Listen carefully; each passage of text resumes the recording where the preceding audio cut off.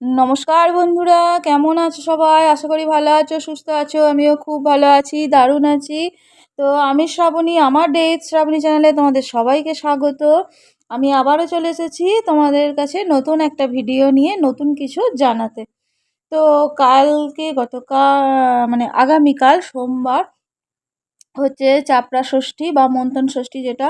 তো মা ষষ্ঠী অশেষ কৃপা পেতে কমেন্ট বক্সে লিখুন জয় মা ষষ্ঠী দেবীর জয়।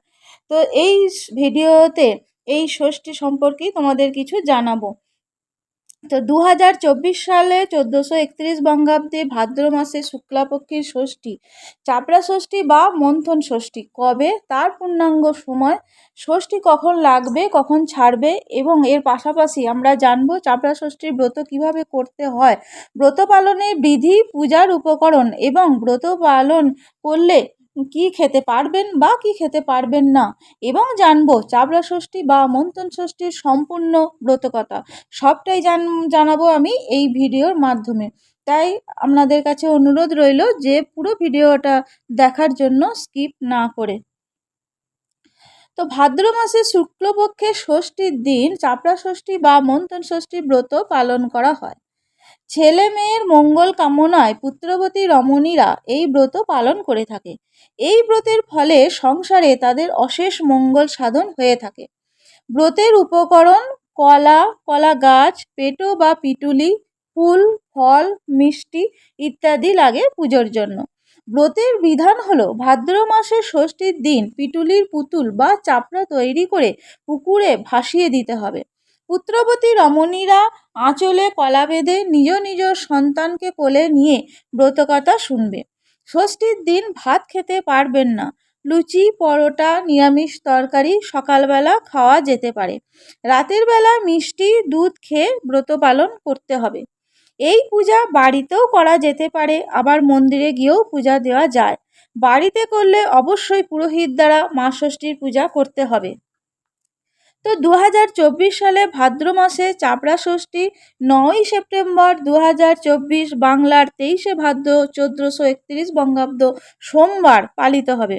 ষষ্ঠী বিধি শুরু হবে 8ই সেপ্টেম্বর 2024 বাংলার 22শে ভাদ্র 1431 রবিবার দুপুর 3:55 পর থেকে ষষ্ঠী বিধি সমাপ্ত হবে 9ই সেপ্টেম্বর 2024 বাংলার 23শে ভাদ্র 1431 সোমবার বিকেল 5:14। চাপড়া ষষ্ঠী বা মন্থন ষষ্ঠীর সম্পূর্ণ ব্রত কথা আমি এখন শুরু করছি, তা মন দিয়ে আপনারা শুনুন। পোষণ রাজ্যে রত্নপতি নামে এক সদাগর বাস করতেন। সংসারে তার স্ত্রী রত্নমালা। স্বামী স্ত্রী উভয়ই খুব ভক্তিমতী ছিলেন, কিন্তু এত বয়স হলো তবু তাদের কোনো সন্তান হলো না। পাড়ার লোকেরা বলতো সকালে আটকুড়োর মুখ দেখলে অযাত্রা হয়। এইসব শুনে শুনে ওদের ভারী দুঃখ হতো। রত্নমালা দিন রাত মা ষষ্ঠীকে ডাকে, ষষ্ঠীর তলায় গিয়ে মাথা করে, কিন্তু কিছুতেই কিছু হয় না। এইভাবেই ওদের দিন যেতে লাগলো। সেই দিন ছিল ভাদ্র মাস। সেই দিন রাতে রত্নমালা স্বপ্ন দেখল যে মা ষষ্ঠী তার শিয়রে এসে বলছে, বাছা, আর তোকে কাঁদাকাটি করতে হবে না। আমি তোকে বর দিচ্ছি যে তোর 7টি সোনার চাঁদের মতো সন্তান হবে। এই কথা বলে মা ষষ্ঠী যেন মিলিয়ে গেলেন। দেখতে দেখতে মা ষষ্ঠীর কৃপায় রত্নমালার কোল জুড়ে 7টি ছেলে হলো। তারা বড় হলো, তাদের বিয়েও হলো। একদিন রত্নমালা স্বামীকে বলল, দেখো, ছেলের বউয়েরা পরের পুকুরে স্নান করতে যায়, সেটা মোটেও ভালো দেখায় না। তার চেয়ে তুমি বরং ওদের জন্য সামনের জমিতে একটা পুকুর কাটিয়ে দাও।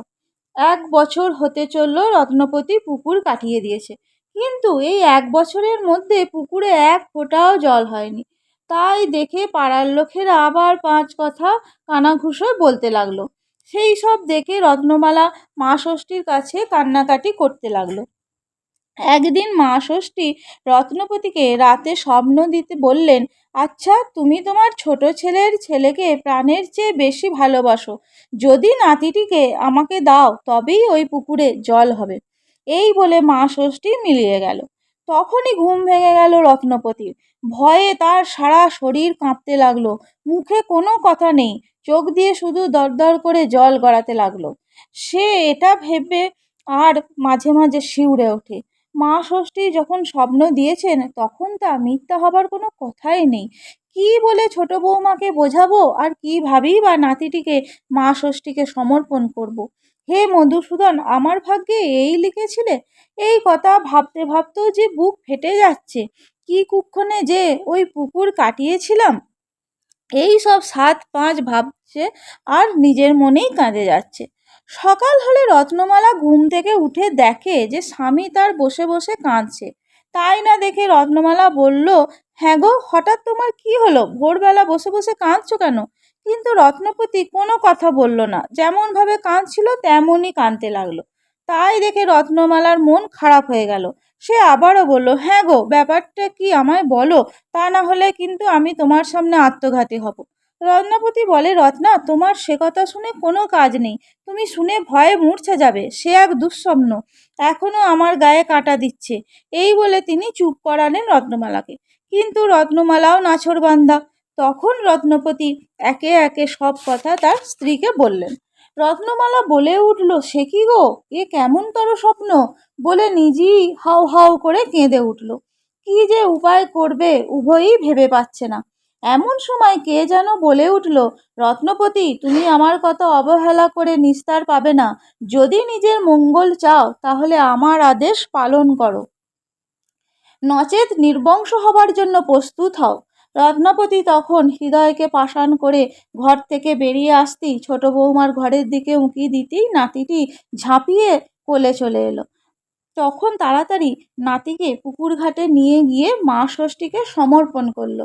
অমনি হু হু করে জল পুকুরে কানায় কানায় ভরে উঠল। তাই না দেখে রত্নপতি মা ষষ্ঠীর উদ্দেশ্যে হাত তুলে প্রণাম করলো। জল তো হলো, কিন্তু মনের সুখ এলো কই? তবুও রত্নপতি বাড়ির ভেতরে গিয়ে সবাইকে বলল, ও বৌমারা, তোমরা গিয়ে দেখে এসো, মা ষষ্ঠীর দয়ায় পুকুরে জল হয়েছে। শ্বশুরের কথা শুনে 7 জায়ে মিলে পুকুরে স্নান করে উপরে উঠে এলো। শেষে ছোট বউ যেমনই পুকুরের থেকে উঠতে যাবে অমনি তার আঁচলে টান পড়ল। দেখে তো আবার তাড়াতাড়ি ছেলে তার পেছনে আঁচল ধরে টানছে। তো তখন ছোট বৌমা তাড়াতাড়ি ছেলেকে কোলে নিয়ে বলল, ষাট ষাট, ষষ্ঠীর দাস, তুই জলে এলি কি করে? রত্নপতি চুপচাপ বৌমাদের পিছু পিছু পুকুর ঘাটে গিয়েছিল। এই রকম তাজ্জব ব্যাপার দেখে এক প্রকার দৌড়ে বাড়ির ভিতরে গিয়ে স্ত্রীকে সব কথা বলল। তখন উভয়ই পুকুর ঘাটে ছুটে এসে হাজির হলো। তখন তাদের আহ্লাদ দেখে কে? উভয়ই কুলপুরোহিতকে ডেকে পুকুর প্রতিষ্ঠা করালো। রত্নমালা তার ছেলে বউদের নিয়ে খুব ধুমধাম ঘটা করে মা ষষ্ঠীর পূজায় পুকুরে চাপড়া আর পুতুল ভাসালো এবং 7 বউ আঁচলে কলা বেঁধে চুরির কাছে ব্রত চাপড়া ষষ্ঠীর ব্রতকথা শুনল। তারপর নিজ নিজ ছেলের মাথায় মা ষষ্ঠীর আশীর্বাদ দিল এবং এর সাথে সাথে আমার চাপড়া ষষ্ঠীর ব্রতকথাও সমাপ্ত হলো। জয় মা ষষ্ঠী দেবীর জয়।